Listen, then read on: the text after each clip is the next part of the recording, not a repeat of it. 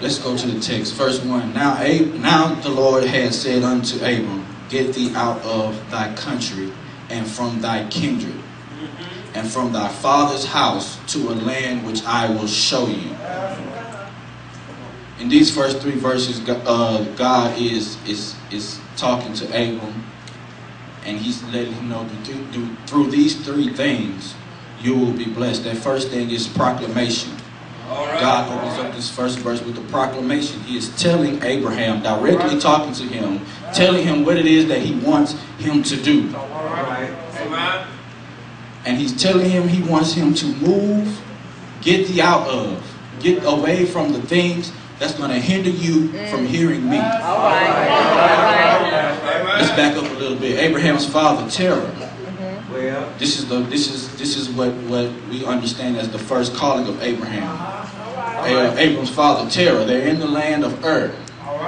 And God can't get through to Abram, so he uses his father to move him and his family out of Ur on the way to the land of promise, which is Canaan. But they didn't make it there. They stopped off in Haran. They settled in Haran where Terah dies. Now God is talking to Abram, telling him, look, you have no choice but to hear me. You're no longer under the comfort of your father. First point, separate from circumstances. God is talking to Abram and telling him to get thee out of thy country.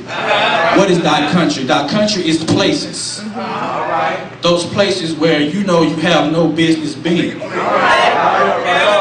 Those places where we may have grew up, our birthplace, our lineage, our nativity, our nation. A country could mean a whole lot of things. Some of you are native Houstonians. Some of you ain't never left Houston. Some of you ain't never been out of 3rd Ward, South Park, Acres Home, Cashmere Gardens, wherever you from. But God is telling Abram it's time to go. If you read chapter 11 leading up to this text, we know that Terah and his family were idol worshippers. They worshipped a moon god. And what he is telling us is, I want you to get away from those things that are not of me. Though I made the moon, it is not made to be worshipped. I made you to worship me. So it's time to move. Next point, he says he wants him to move from his kindred. What is kindred? People. They don't necessarily have to be kin to you. Your kindred could be anybody, any person. That friend that's been with you all your life. Hey, we all grown now. Some things we grow out of, we don't do the same things we used to do when we were young. So there comes a time in your life where you have to separate yourself from the people who are going to hold you back from doing what thus said the Lord. Somebody say it's time to move. Next he said, move from your father's house. From your father's house. Now I toggled my brain on how could I explain from my father's house. So I went to Pastor Fletcher's house and I sat down with him and I said, I have the hardest time explaining this. And he simply said, comfort.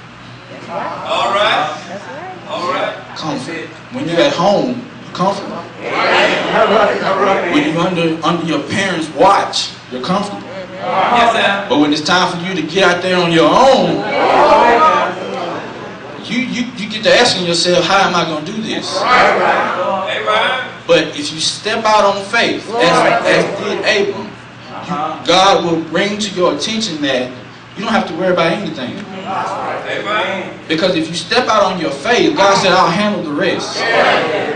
He tells us that if our faith is strong, that no weapon formed against you will prosper. Next point I would like to make. Stay on the path of faith.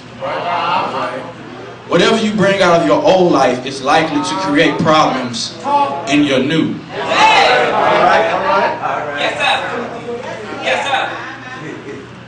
I know everyone in here follows football.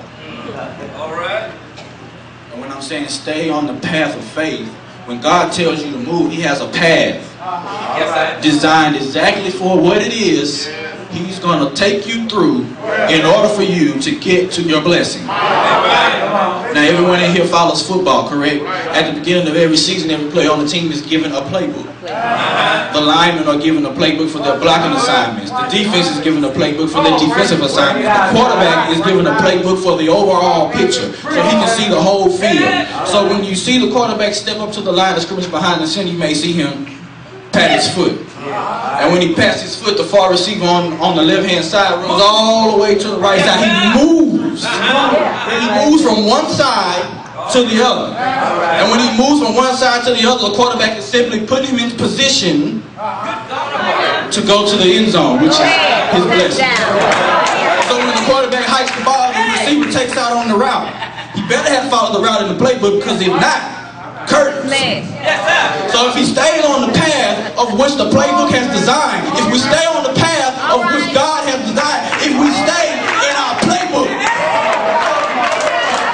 there is no excuse for us not to fall off. Abram had no excuse not to fall off. He had no choice but to do what God had said for him to do. Lost my place, y'all got me all excited.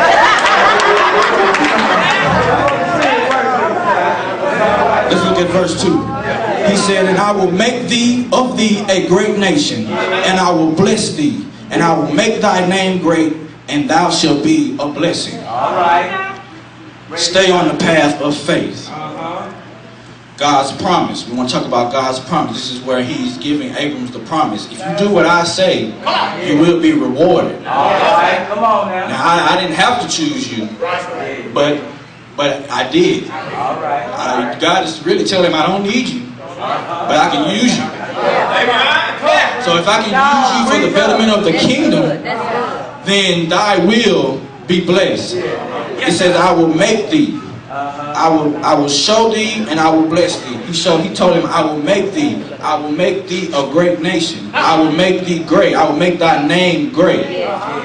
Like I said, he didn't have to choose him. He don't have to make your name great. He can just use you and then kick you to the curb.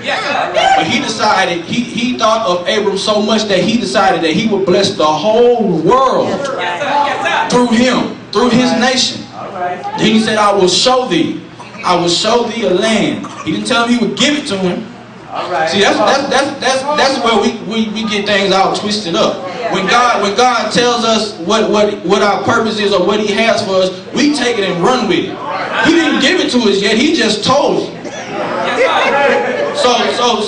So that's how we mess up. We want to rush God. You can't rush God. God don't need no help. He'll give it to you when He get ready. Pastor always say Grandma didn't have good grammar, but she had good theology. She said, He may not come when you want Him, but He'll be there.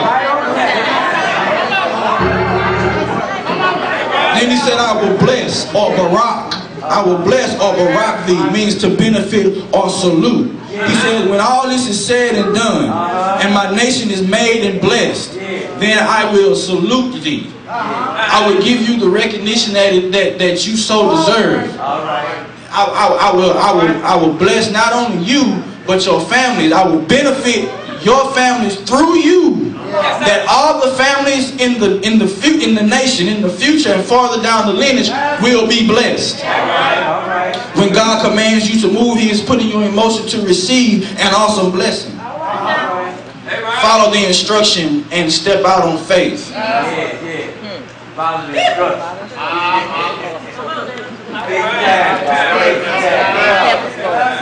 Verse 3, we want to rejoice, or point 3, I'm sorry. We want to rejoice in the favor of God's grace. Rejoice in the favor of God's grace. This is the provision of God. He's told Abram it's time to move. He's told him, I'm going to promise you this. You got to stay on my path, do what I say do, and you'll get this. Now He's telling him the provisions that's going to come out of what He's telling him to do. His provision said, I will bless those who bless you. Meaning I will benefit those who bless you. Anybody who's down for the same purpose you are, who's down for kingdom, because this is about kingdom business down here. It's not about nobody else in here. It's not about individual. It's not about self. We are servants of God, and it's our